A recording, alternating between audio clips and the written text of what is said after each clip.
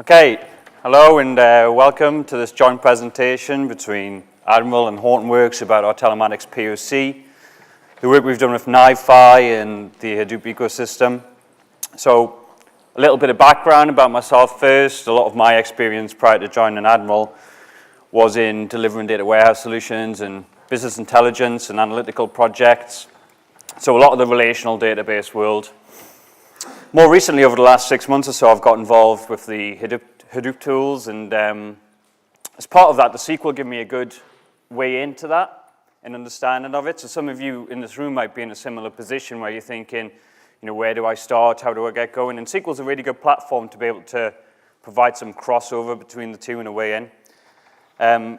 Unfortunately, what I didn't encounter or think about first was that a lot of my experience on the warehouse side of things was in Microsoft Windows. So when presented with a command line like Linux, you're a little bit daunted and you're not sure what to expect. And so my initial problem with using Hadoop was to learn Linux and get the syntax right. And once I had that in the way and got that speed bump out of the way, I was able to then get in and use SQL, and everything else worked quite well from there. So that's me, and I'm here to present with Simon as well. Would you like to introduce yourself? So yeah, I'm a solutions architect at Hortonworks, and I think it was towards the end of last year we first started working on this, wasn't it?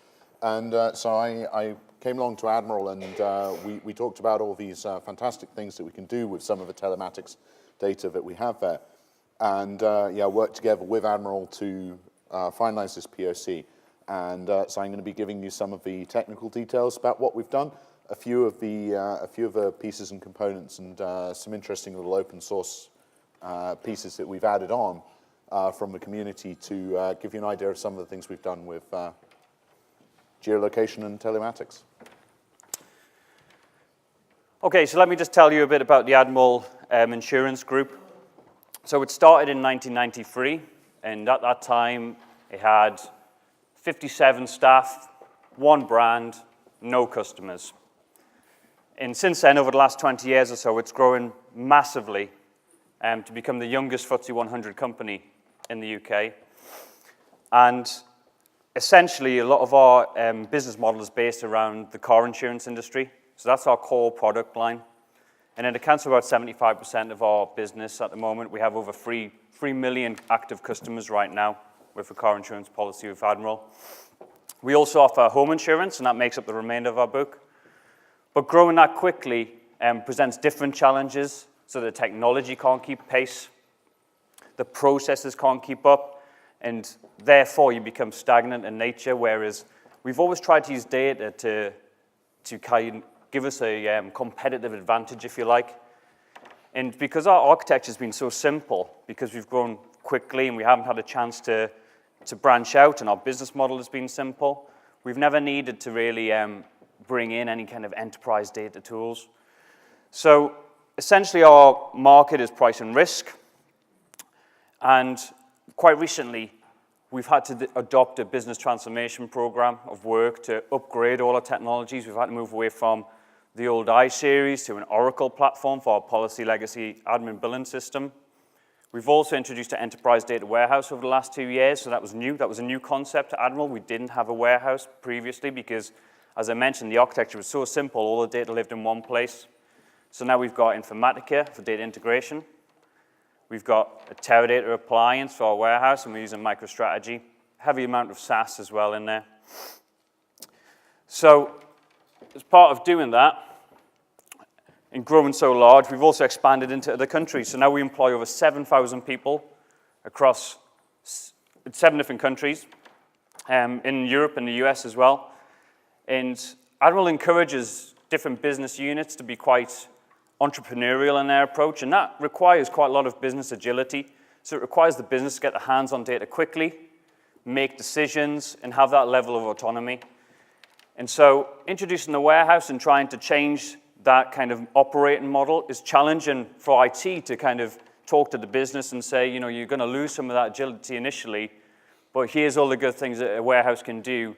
And then we're then looking to branch out and use products that Hortonworks offer in terms of Nifi to do more innovative stuff, because data is the kind of lifeblood of what we want to do at Admiral and how we make decisions. So research and development at Admiral, and it was something that we wanted to get underway to try to experiment, to hear about this term, big data, learn about all the ecosystem products. We wanted to do an agile kind of cycle. So if we wanted to test these products, we wanted to fail quickly if we were going to fail, and then feed that knowledge and value into the next one and iterate that cycle again. We wanted to primarily learn through technology as well. It doesn't mean that we didn't have any business criteria or success kind of requirements. It just meant that technology would be at the forefront of our minds when we were doing this. We'd also have the time box sprints as well, and certain key deliverables set up front. So why telematics? So just a brief description of what telematics are, if you're not familiar with it in the insurance industry for car insurance. It's a GPS box which is hardwired into the engine bay of the car. It's selected by some of our younger customers to reduce their insurance premiums. So we can basically get data on a per second basis for every second of every journey a customer makes in their car. That has information in terms of how fast you're accelerating, cornering, braking, where you're driving in the country. So there's a lot of rich data there and a lot of insight that we can gain. And for an insurance company that predominantly prices risk, obviously that's really key to getting hold of that data. Telematics is a product that the business want to grow quite aggressively and see massive potential and growth in doing so. And so what we had at the moment, we had a product that was set up as a trial about 2.5, 3 years ago, running on a relational database that was never designed to go to the level of scale that the now in production telematics product is. And so we couldn't take 1 second data. We had to rely on the suppliers to aggregate that data up over certain thresholds, like 150 meters, or when you cross the speeding threshold. We would then get that data then. So we lose in lots of insights, heavily reliant on our suppliers. We couldn't get hold of the data at the end of every journey, which we knew was possible. But we had to wait until they batched it up, put it into CSV files, FTP'd it over to us, and then processed all that data. So that by the time we got the data to the business to make decisions on and run their pricing models, it could be anything up to 24 to 72 hours delayed. So we wanted to compress that time and bring it in more quickly. We also had a question about event notification. So can we identify, say, an accident, for example, near real time, and then notify the claims department and the emergency services in that respect? You know, are these things really possible? Or are these things that we just read about and hear about? But are people actually doing things like this? And can the technology help us? And then also data enrichment. So, you know, what happens if we add weather event to that data? Can we see what the weather was like when you were driving and you crashed? Does this customer pass through an accident black spot every day? And then do we price that risk accordingly because they do so?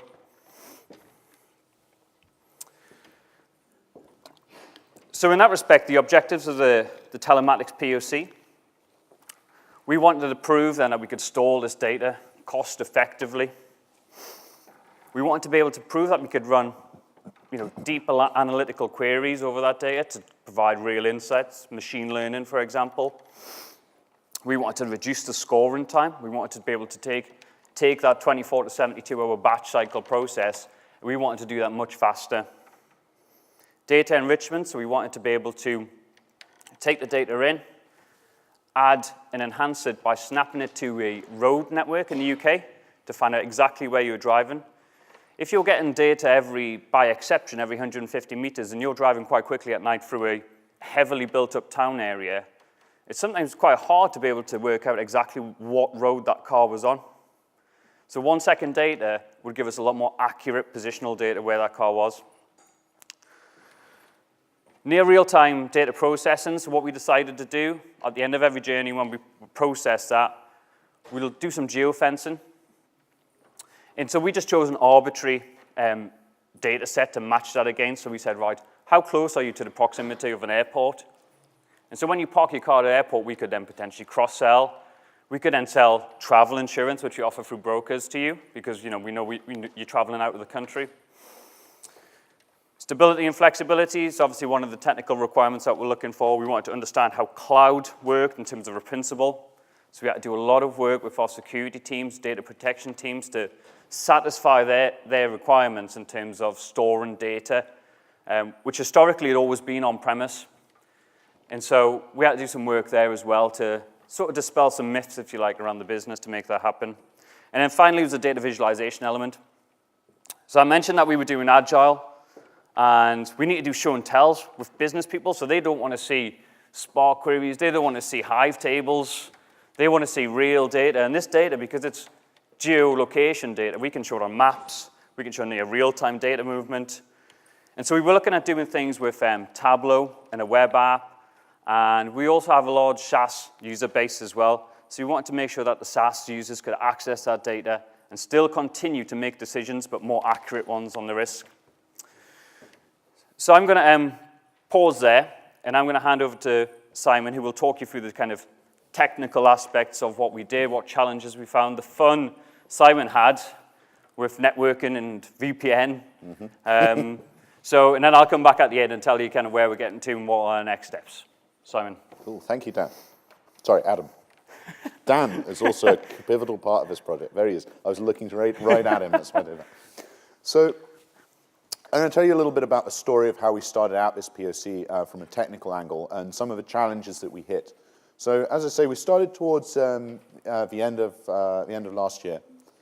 And the first thing to notice about this data is, of course, it's geolocation data, which is very sensitive data. So even if you don't have say, an address linked to this, or even, although as we did need to, things like claims detail and policy detail to be able to do some of the machine learning, we're still dealing with very sensitive data, because if I've got enough GPS traces of where your car has been, I probably know where you live, and I probably know where you work, and I probably also know a lot about how you live your life and how you shop, and I probably even know your religion, which is very protected data. Particularly in UK law. We're also dealing with third-party sources which are coming from a variety of potential locations. So in this example, we're going to talk about one specific provider, but this needs to be extended to multiple providers of telematics data, which will provide data in many different formats. Some of those will be real-time, some of them will be near real-time, some of them will be end-of-journey, some of them ultimately may be during-journey data. So we need something that can deal with both real-time and batch ingest. So we started out with a network infrastructure, and as with many of the POCs that we use, we decided to start off running in a cloud environment. And please don't photograph this one. This is the wrong architecture. But what we did was we started out in the Azure cloud, which presented us with some interesting challenges. So again, this was an area of learning for Admiral in particular, because I don't think you'd used Azure Cloud before. Not Azure Cloud now. Although one of the valuable things is that one of our Admiral's group companies is very experienced in cloud, so we found that bringing some experience in from other areas of that was absolutely essential to being able to skill up the infrastructure team to make this work. So, to give you an idea of our first architecture, we had a private VNet in Azure, which was for Admiral staff only. You can only get this from the Admiral building. That's where all the ultra-secure stuff lives. Then had a secondary VNet, which allowed multiple telematics providers to connect in via a VPN, and also me. However, we found that because of the age of some of the technologies in the office firewalls in some of the locations that we were dealing with, we couldn't actually do this. They couldn't support the dynamic routing in Azure to be able to address, or that we required to be able to route between multiple VPNs. So we thought, okay, fine, simplify it. It'll be fine, we'll just use SSL. And we were originally working with an architecture based on the telematics provider writing data direct into Kafka. So they wrote a Kafka producer. Now they're a .NET shop, so they used a .NET Kafka producer. For those of you who know Kafka well will know that SSL support in Kafka only appeared in 0.90. And you may also know that the .NET producers for Kafka use the old style pre-0.9 API for interacting with Kafka. So suddenly we're sort of sitting there going, right, okay, so that one's out then, because we can't just write direct to Kafka in this scenario.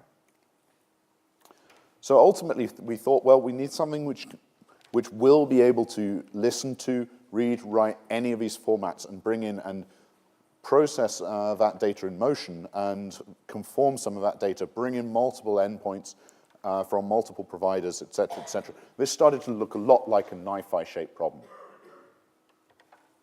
So the architecture we landed on in the end, which obviously simplified things a lot, and in fact took what had taken us quite a significant amount of time to integrate all of these Kafka-based pieces and integrate all of the producers and consumers, and not to mention the networking around that, into a secure scenario. When we made the decision to go with Nifi, we kind of did it in the day. And because we've got high security in Nifi and full SSL support in that, that provided enough security for the security team. And of course, the record level provenance side of it provided a lot of surety for Admiral's team and the compliance people involved in that as well.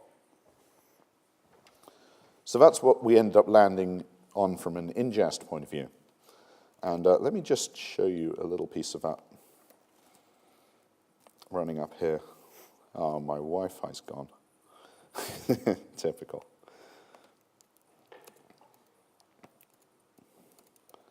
So I will just show you that flow shortly. Okay, everybody get off the conference Wi-Fi. So yeah, one of the joys of Nifi is it's very good at dealing with problematic networks. My web browser, however, isn't. All right.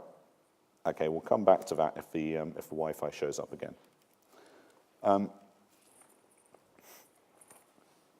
I will talk a little bit about the other components of the platform and the technology stacks that we used.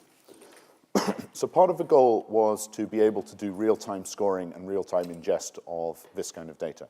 So the kind of scoring algorithms that we were looking at running prior to this POC were run, I think, was it every week you were running a batch version of a scoring algorithm in SAS. That's right. And that was taking approximately, what was it, 2 to 3 hours to run a week's worth of scoring. It wasn't quick, it wasn't particularly efficient, and we knew that it needed some work on it, and that was something that we looked to bring into this project to kind of enhance. Mm-hmm. So there are two parts to this. I mean, first off is scaling that batch algorithm, but the other more interesting part is providing a kind of quick near enough fit. So very, very much a kind of pure Lambda approach to the architecture, where you're dealing with a lower fidelity but faster running form of the algorithm, which we actually ran in Spark streaming. So ultimately our data flow, which came in from the telematics provider via Nifi, was streamed into Kafka and then processed with Spark streaming. So Kafka was very useful there from the point of view of, particularly in the development process, the iteration and the ability to continuously reprocess all of that data. Something we looked at was providing very, very long Kafka retention logs, and particularly during development, so that we could reprocess all of our history direct out of Kafka with the same streaming process. That's really a speed of development issue. Probably wouldn't recommend that over very long-term use, because obviously you end up storing a lot of data into Kafka. But ultimately, by the time we'd finished working on a few months worth of that POC, with the original Kafka data and processed data into Kafka, we were looking at, I think it was of the order of terabytes of disk stored in Kafka, and Kafka was just fine with that. Of course, actually provisioning enough disk is the other thing you always have to think about in a POC. So once we were out of Kafka, we were into Spark streaming territory, and in that we had several processes running in Spark streaming with these differing fidelities, and simplifying this down to a bunch of Spark streaming with then Spark SQL over small windows of RDDs, and that's giving us a resolution of the order of a few minutes of latency from the end telematics provider giving us information to actually getting a score out of the end. So that was kind of, well, that's not great. A couple of minutes is, it's a lot better than wait till Friday and take a few hours. but we also wanted to make that a little bit faster. So we tuned Spark down to be able to get those answers ultimately within a few seconds. The reason for this being obviously that once you have those kind of results, you can start to do these kind of, meet business goals like this kind of cross-selling.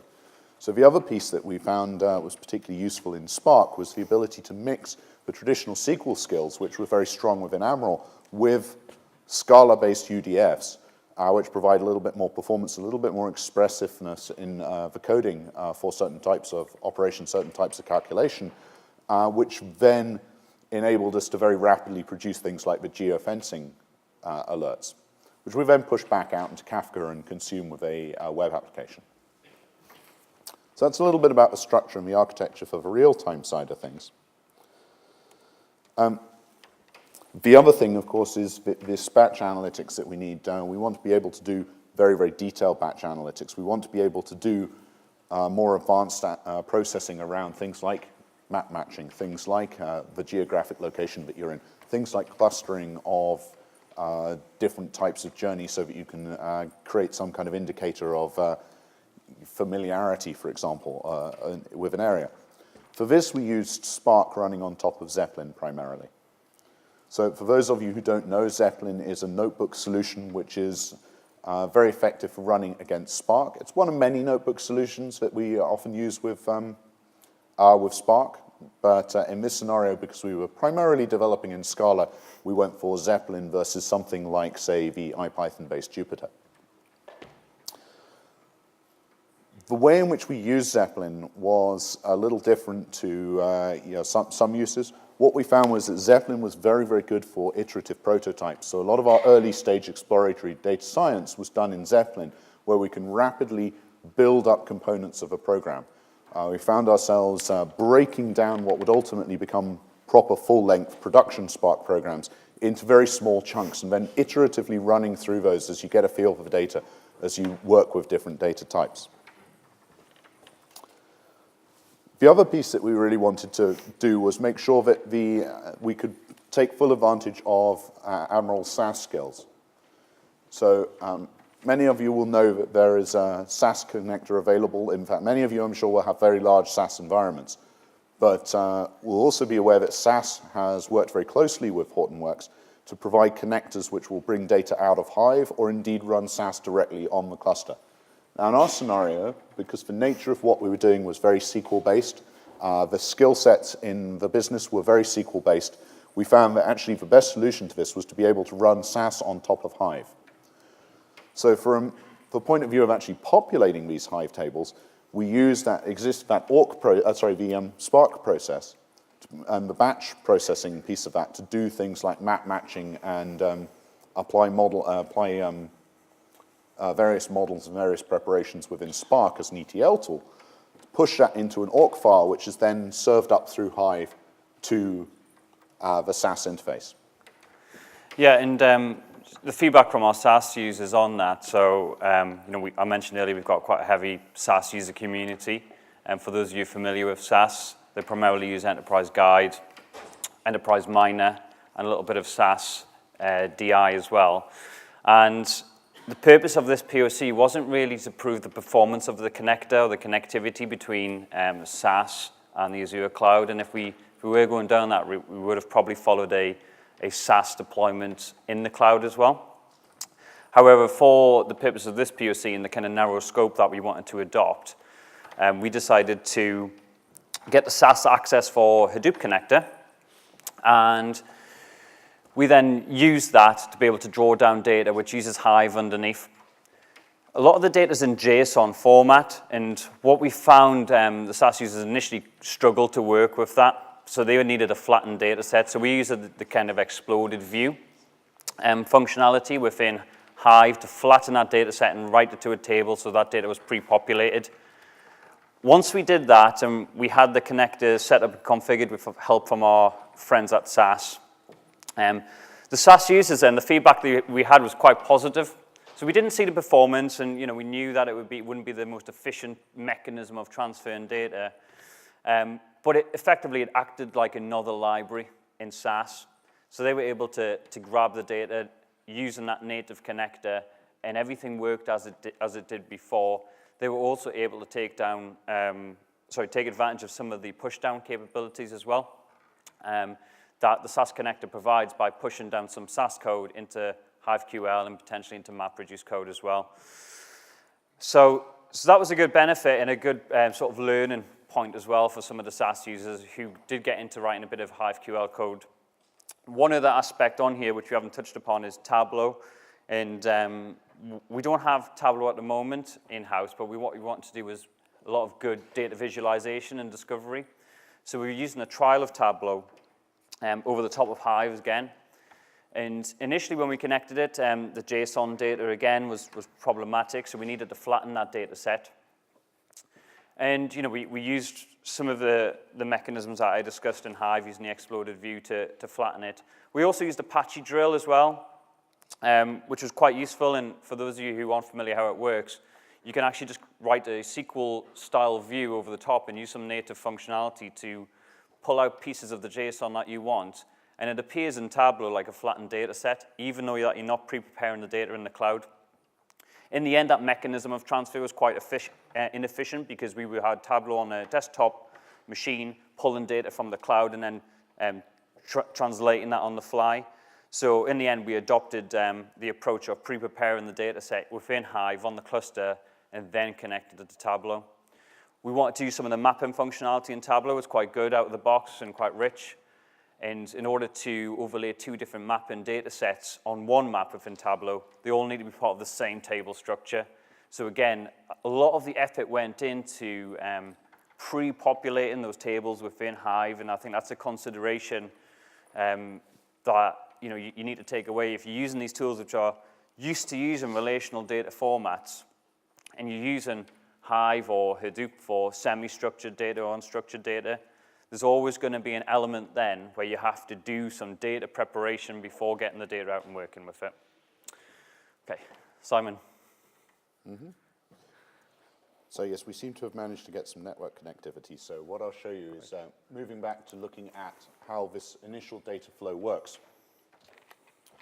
What we have here is a very, very simple Nifi data flow that we put together to ingest this data originally.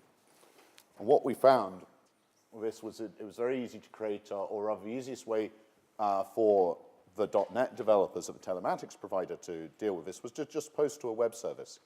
So what we can do with this is host a web service direct in Nifi. So what we have here is just a very simple listener within Nifi to create a REST service that those developers can then just post to. All of a sudden, all of our network and security challenges and all of their challenges around developing Kafka producers disappeared because it was just a familiar web service. What we then have is the need to track various locations, various different sources. So we have here a simple pipeline flow that we're then going to apply across all of the telematics providers, potentially, which is then driven and parameterized by these metadata pieces which are attached to each flow file within Nifi. So through the separation of metadata and shall we say, schema-agnostic nature of Nifi as it's flowing data, we were able to produce a very simple pipeline which will work across multiple different sources. So we're also dealing with things like bringing in compressed data. So the telematics provider provided these messages as compressed in a compressed format over that web service. So rather than using HTTP compression, they actually manually compress the files before sending them. So we need to then be able to decompress those for analytics within Nifi. So simply processing that through the decompress pipeline made a lot of sense. We can also do things like basic cleanup in Nifi as well. So removing some of the junk which is in some of the earlier prototype messages. Again, that kind of piece, or potentially junk which might appear in broken systems somewhere else. Yep. So we can verify and do a certain amount of kind of preliminary data quality checking during our ingest pipeline through Nifi. And then, of course, we're pushing that out to Kafka, from which we're running our Spark streaming. Also being able to run this direct into HDFS. So traditionally in the past, what we've ended up doing is for streaming ingest, I've lost count of the number of pipelines I've written which involve taking data off of Kafka and using something like Storm or Spark Streaming to do something as trivial and basic as just merge up a bunch of data to create a sensible size file on HDFS or to create a partition on a hive table. What I can do with Nifi is just do that direct with the ingestion source in Nifi. And that is, I'll tell you what, writing that put HDFS, that merge content and put HDFS flow there is an awful lot easier than writing and deploying and monitoring and bringing back to life a Storm topology which does the same job. So that's a little bit about what we're doing with Nifi here. I also want to tell you a little bit about, back to the slides. A little bit about some of the actual data challenges that we met. So some of the challenges of data science. One of the primary problems with dealing with any location-based data is the fact that it's unbelievably messy. So GPS data is pretty horrible. GPS relies very significantly on having incredibly accurate clock synchronization in order to be able to get good location pointers. When you're dealing with the kind of device that you can go and put in every car in the country, you are not dealing with incredibly accurate clock devices. You don't have an atomic car in every Ford. An atomic clock in every Ford. So we have data which sort of wanders around. And so when you look at wanting to be able to bring in things like open data sets or public data sets to identify things like those accident black spots, then you can't just take a GPS feed and join that against, or even fuzzy join that against a government's provided database of accident black spots.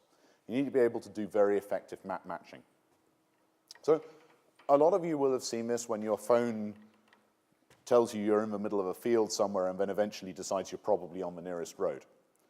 A lot of that kind of map matching can be done very efficiently and very fast in very small devices.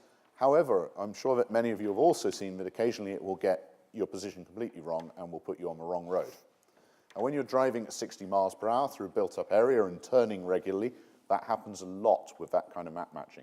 And those kind of algorithms are based really on saying, okay, I've got a point here, it's nearest to this road. That's not a particularly good mechanism for matching, for map matching. So what we looked at was using some of the latest research, actually, which came out of Microsoft research originally, of using hidden Markov models, which is essentially a machine learning model, which is more aware of the context of where you have been for trying to predict where you should be now with the current point. So this becomes very computationally intensive, certainly a lot more so than, am I near the nearest line? So it also becomes it also presents a lot of complexity from an implementation point of view. Fortunately, someone has already done this, and even more fortunately, they're lovely people who put it all into open source. So I wanted to introduce you to a fantastic little library produced by as you can see, the IT department of BMW. A small team there has implemented some of the work in from a Microsoft paper on hidden Markov models for map matching.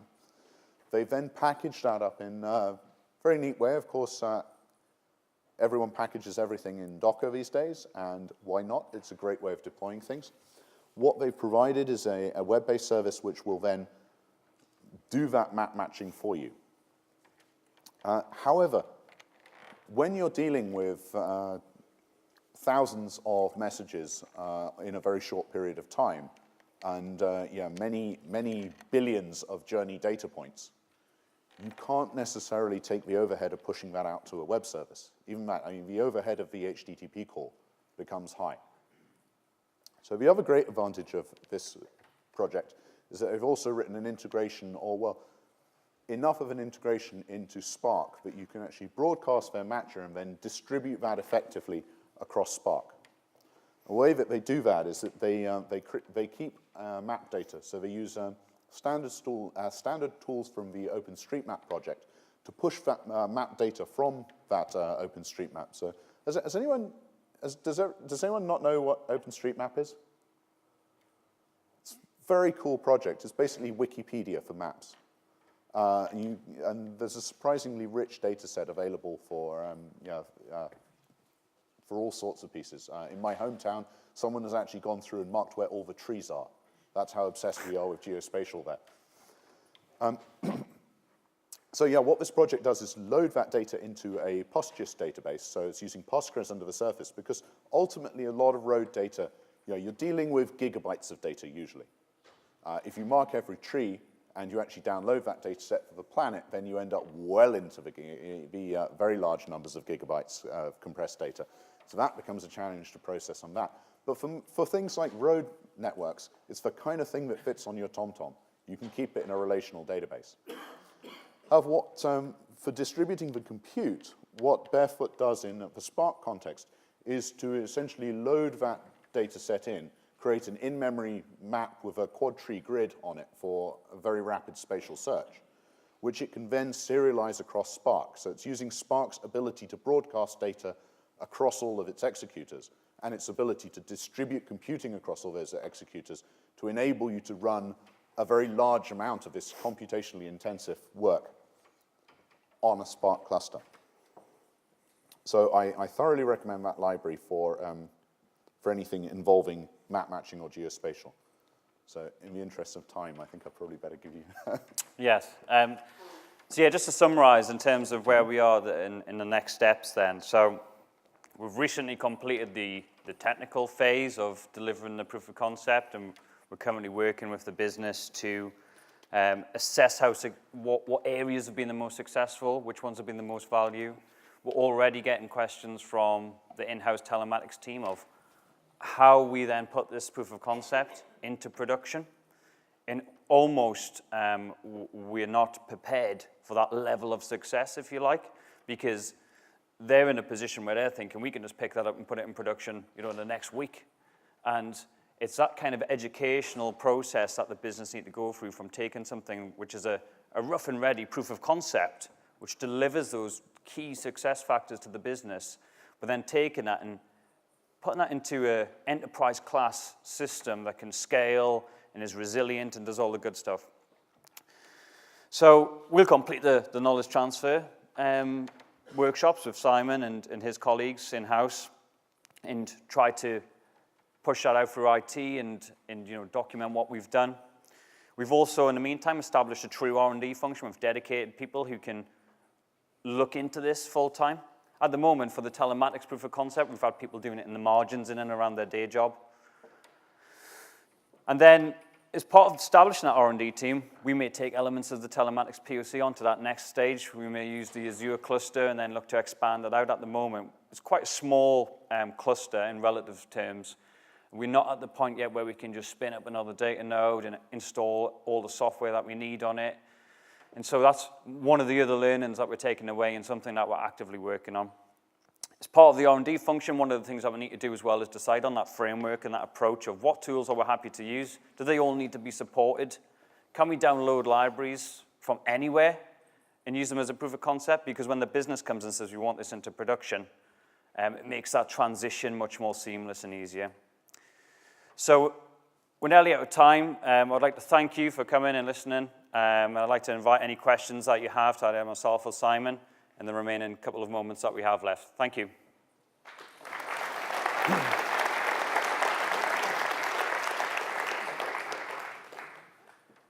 Any questions at all? Yes. How frequent is the data set on the car?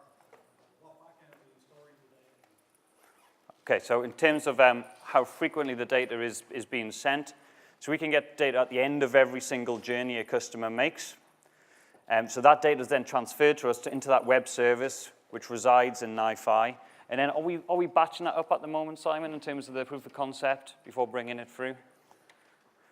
So in terms of the frequency of execution of that data, yeah, we're receiving data continuously at the end of every journey from the car, and that's done by essentially the telematics providers.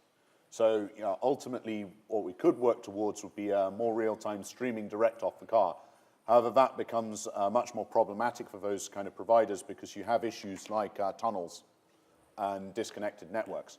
Now, that's obviously a perfect kind of scenario for things like Nifi, but a lot of the telematics providers are not yet at the level where they can deploy that kind of, or they haven't got around to deploying that kind of complexity in their network handling. So many of them kind of go for the basis of, we'll batch it up and send it to you at the end. In terms of the subsequent processing, we can then process those journeys end to end through the simple scoring, through the geofencing scoring, within a matter of a few seconds, because we're dealing with low latency ingest in Nifi, so very low latency ingest through Nifi, then relatively low latency processing in Spark. For the full-on map matching, et cetera, then that we're looking at providing a sort of 5 to 10 minute window to be able to process the volume that we happen to have, which I'm afraid I can't tell you. But yeah, so we're getting very low latency end-to-end processing, but at different tiers of complexity. So we really have gone for the full-on Lambda approach to complexity tiers. Okay, we'll take one more, and then our time's up, and we can take more afterwards, okay? I saw one of the slides you are showing the Spark, and then Apache ORC, and then Hive, and then you are showing SAS. Isn't it possible to integrate Spark SQL in particular with SAS in this case, instead of all these properties? So could you run the SAS directly against Spark SQL? Well, the SAS Connector is particularly targeted against Hive in this instance, the connector we were using, and actually provides rather better performance than Spark SQL would in that scenario. The reason for that being primarily the use cases on SAS were fairly iterative, and so we were looking at being able to use things like persistent pre-warmed containers in TES to reduce the latency for SAS users who are not used to the kind of batch job, submit job, have coffee, come back approach that you might take with some older versions, for instance. So we actually found that because of things like container pre-warming and persistent running jobs, it was far more efficient to do that with Hive. Again, a small POC cluster, we didn't have a lot of memory, so keeping a persistent Spark context constantly running to be able to cache and run that would actually have taken far too many resources for the performance required to get to an equivalent performance that we managed with Hive. So yeah, in that particular scenario with that connector, Hive was faster. Okay, that's all we've got time. If you've got any questions, happy to take them afterwards. Thanks very much for your time. Thank you.